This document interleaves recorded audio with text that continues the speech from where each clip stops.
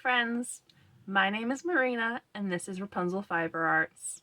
Today we are back with our Border Leicester project. I have been working on this for a couple of weeks since I last talked to you about it. We had the first bobbin partially spun, I think, the last time we talked. I will link to the playlist of this whole project in case you are unfamiliar.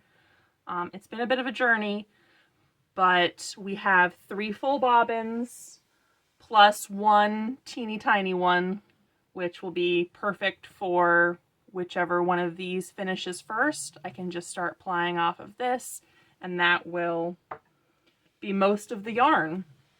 So yes, I have successfully spun up all 3 of these bobbins plus a little bit of extra. And that's all the material that we had. So now it's time to get to plying.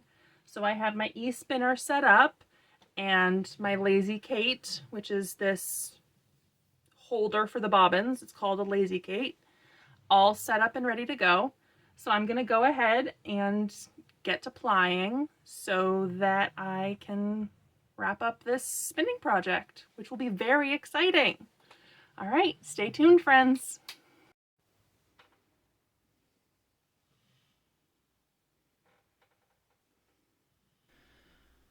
All right, friends, so I am just getting my singles ready and passed through the leader but thread here, and then I will start my wheel and get stuff started on the bobbin.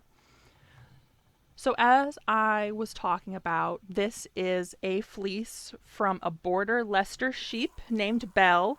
If you are interested in the process of everything we've done so far, from picking the locks to carding them to spinning them, everything but the dyeing I have videos of, and I have a video talking about the spoils from my dye day, which includes the fiber that is in this yarn. But this was originally from a Border Leicester named Belle, from a sheep at Stonecrop Farm in New York State. I originally picked up this fleece at Connecticut Sheep and Wool in 2019. I picked up a couple of fleeces from this farm because they had some really interesting crosses and really nice looking fleeces. They had, I think, 2 different Blueface Leicester Cormo cross fleeces, which I'm very excited to work with at some point. I have it up on my shelf and it's definitely on the agenda, but I have to lock wash it so that I can maintain lock structure and do something really nice because the locks are so pretty. But anyway, I'm going to stop talking about that fleece because that's not this fleece. This fleece is a Border Leicester, which was originally white, and then I dyed in 2 different shades of gray and a purple. And then I blended those together after I did a little bit of sampling to figure out what kind of yarn I wanted as my finished product, or as my finished spinning product. Eventually it's going to become a finished garment as well. But this fleece was pretty nice. It had low VM, low lanolin, so it was nice and easy to wash, and overall it was pretty nice. There was one issue that I came across when I was working with this fleece, and that was that it was a little bit tippy, which just means that the tip end of the locks was a little bit fragile, a little bit brittle, and came off the rest of the lock as I was picking and carding the locks. And that just meant that I had to kind of pick out those pieces so that I didn't have lumps and bumps in my finished yarn. So the causes for tippiness are generally either that it's a lamb fleece and that first little bit on the lamb when it's born is a little bit more fragile or damaged than the rest of the fleece that it grows over the course of the year. And therefore it's a little bit tippy, the tips are damaged, and they come off when you're working with them. The other cause for tippiness that I'm aware of is that they are potentially sun damaged. So when a sheep is out in pasture all day for the majority of the year and they're not coated, some sheep are coated where they have coats over their fleece to keep it protected. But I think generally shepherds don't do that unless they are raising their fleeces for very nice hand spinner fleeces. So unless the sheep is coated, it's going to be exposed to sun damage over the course of the year that the fleece is grown. And that can also cause tippiness. I don't think this was a lamb fleece, so I think it just had a little bit of sun damage over the course of the year, so the top quarter inch or so of the lock was a little bit damaged and needed to be pulled off and removed from the spinning product. So here I am still plying away. I like to use my e-spinner to ply because it's a bit faster, it's a bit easier on my knees and ankles than treadling is, and it doesn't...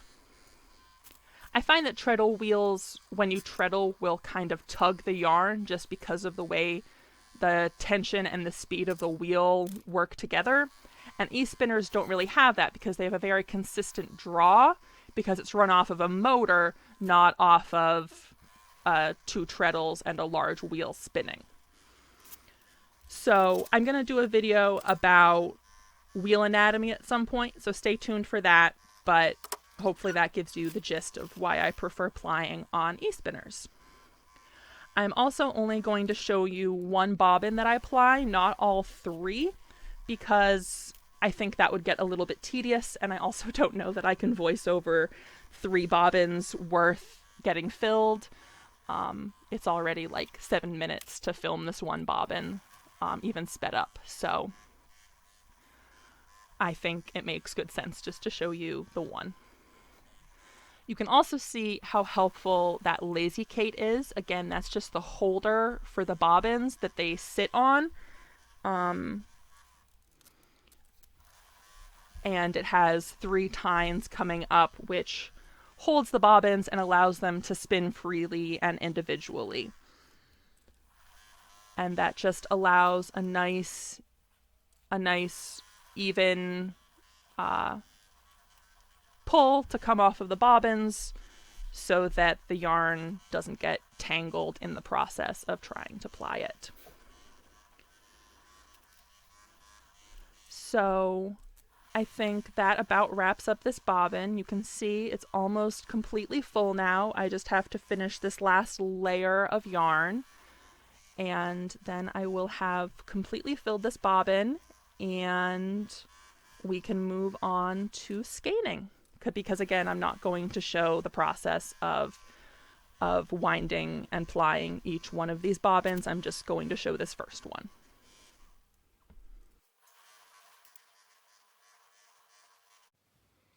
All right, friends. So we have plied up 3.5 bobbins of this purple and gray Border Leicester. I'm so excited.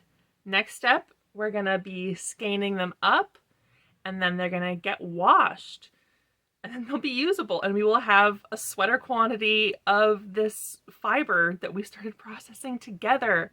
We've done the whole thing on the channel in videos, and I'm so excited about this accomplishment. So I'm gonna get to skeining and then washing. Right, friends, so here I go winding up this first small bobbin. Again, I'm just going to show skeining up 1 because I think more than that would be a little bit repetitive and a little bit redundant. If you want more information about how I skein up yarn like this, you should check out my How to Skein Yarn video, which I will link in the card in the corner so that you can find it easily.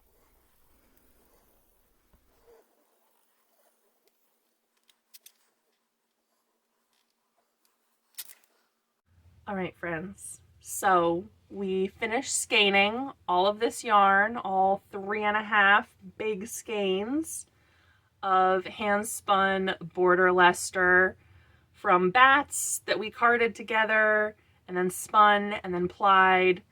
And I think we did a fantastic job. I think I've got enough here for a good sized garment, which I'm excited about.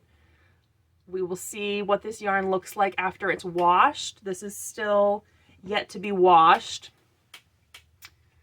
But you can see it's a little bit heavy, on the heavier side, probably a worsted weight right now. We'll see if it grows in the wash significantly or not. But I think it's absolutely gorgeous. I'm glad we decided to go for a blended yarn instead of a 3-ply barber pole. If you're not sure what I'm talking about, we did a video about it, so I will link that and you can check that out. But I'm very happy with what we've accomplished. I'm not going to get to wash these in this video because we are currently in the midst of some smoky season with fires in Nova Scotia. So I'm going to have to hold off on washing and drying this stuff, but it's going to just get put in my wash me bucket and stay there until I have a good chance to take care of that. So I hope you enjoyed this video. I hope that you have a great day, and I will talk to you soon. Bye, friends.